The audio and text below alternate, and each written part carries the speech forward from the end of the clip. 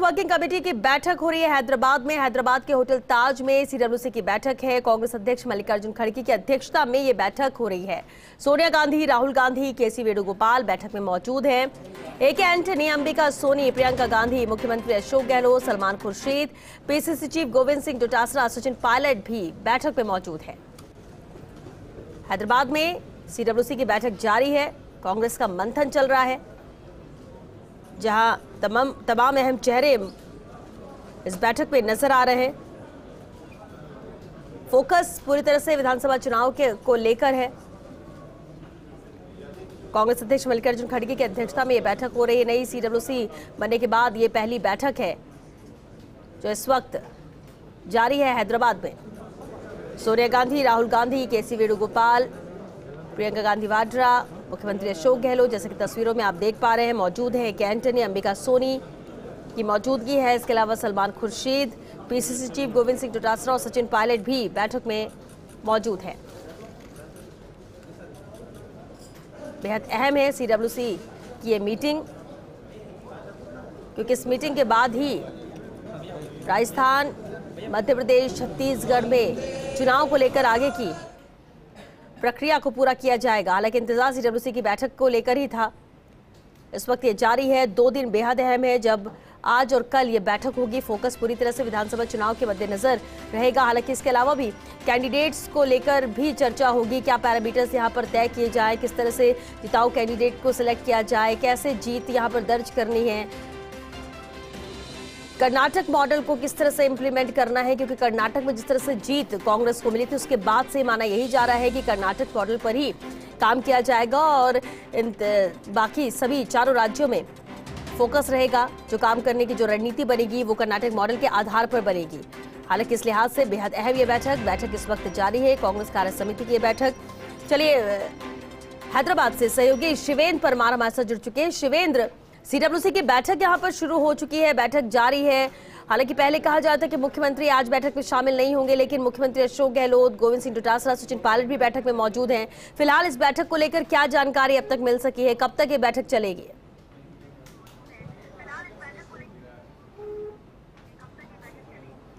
देखिए, बैठक शुरू हो चुकी है। बाकायदा फ्लैग होस्टिंग के बाद ये बैठक शुरू हुई है श्वेता, और सभी जो प्रमुख बड़े नेता हैं वो इस बैठक में मौजूद हैं। क्योंकि जो नई सीडब्ल्यूसी बनी है उसके बनने के बाद ये पहली बैठक है, तो सबसे पहले तो सभी का परिचय हुआ है फॉर्मली कि कौन किस प्रदेश से आते हैं और क्या योगदान है उनका कांग्रेस में, कब से वो जुड़े हुए हैं।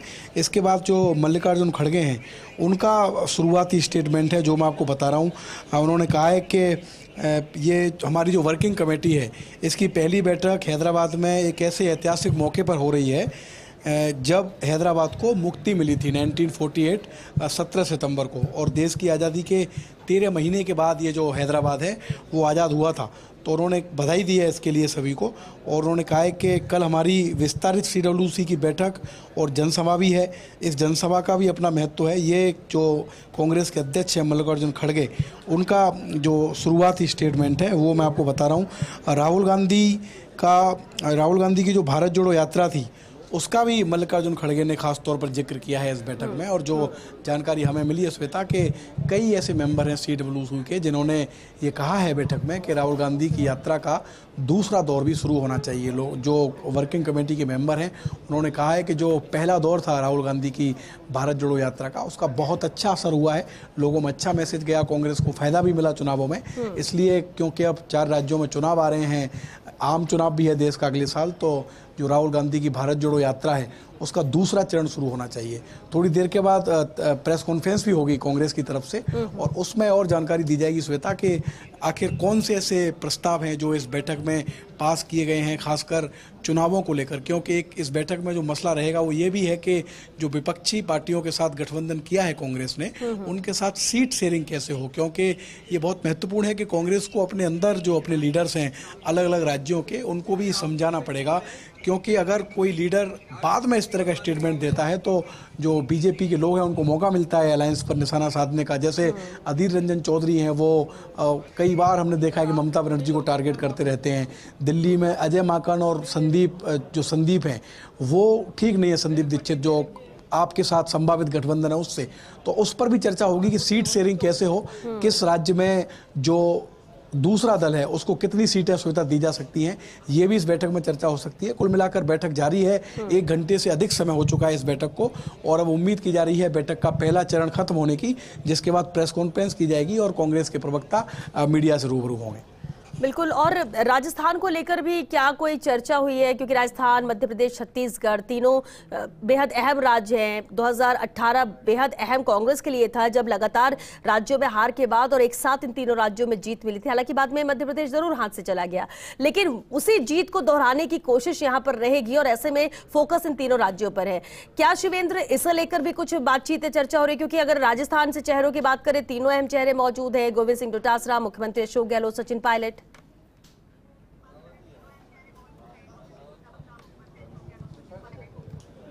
देखिए, राजस्थान को लेकर अभी अलग से तो चर्चा नहीं हुई श्वेता, लेकिन ये तय है कि इन 3 राज्यों को लेकर जिनका जिक्र आपने किया, इस बैठक में जरूर चर्चा होगी, क्योंकि ये तीनों महत्वपूर्ण राज्य हैं।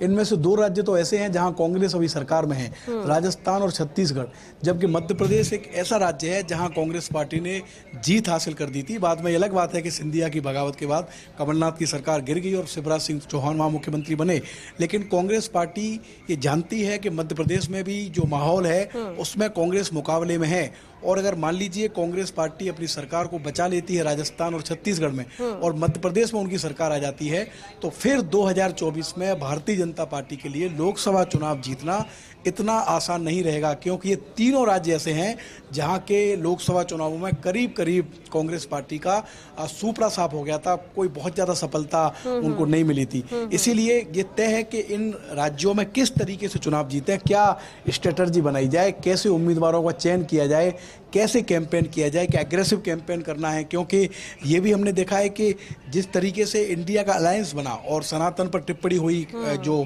स्टालिन के बेटे थे उनकी ओर से, और बाद में उसको मुद्दा बनाया, खुद प्राइम मिनिस्टर ने भी एमपी में हमला बोला इस बात पर, तो ये चर्चा जरूर होगी कि जो 3 राज्यों के चुनाव हैं, छत्तीसगढ़, राजस्थान, मध्य प्रदेश, इनमें पार्टी को किस तरीके से चुनाव जीतना है, क्योंकि ये जो 3 राज्य हैं ये एक तरीके से सेमीफाइनल है लोकसभा चुनाव से पहले का, और अगर इन 3 राज्यों में कांग्रेस पार्टी मजबूती से चुनाव लड़ती है, सत्ता में आती है, तो फिर ये कह सकते हैं कि बीजेपी को 2024 में रोकना कांग्रेस पार्टी के लिए ज़्यादा आसान रहेगा अभी के मुकाबले, क्योंकि अभी का जो परिदृश्य है उसमें बीजेपी के लोग जैसा दावा करते हैं, बीजेपी के नेता जैसा दावा करते हैं कि वो ज़्यादा मजबूत हैं, भले ही इंडिया का अलायंस बन गया है, लेकिन ये सही है कि अगर इन विधानसभा चुनावों में कांग्रेस पार्टी को इन 3 राज्यों में जीत मिलती है, तो फिर 2024 की राह बीजेपी के लिए और प्रधानमंत्री के लिए बहुत मुश्किल होगी।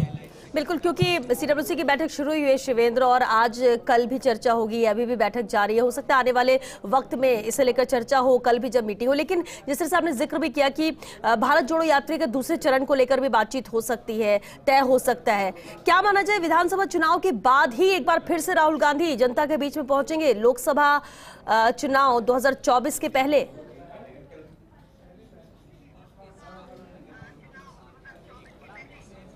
देखिए, एक चीज तो तय है श्वेता कि भारत जोड़ो यात्रा का दूसरा चरण शुरू होगा।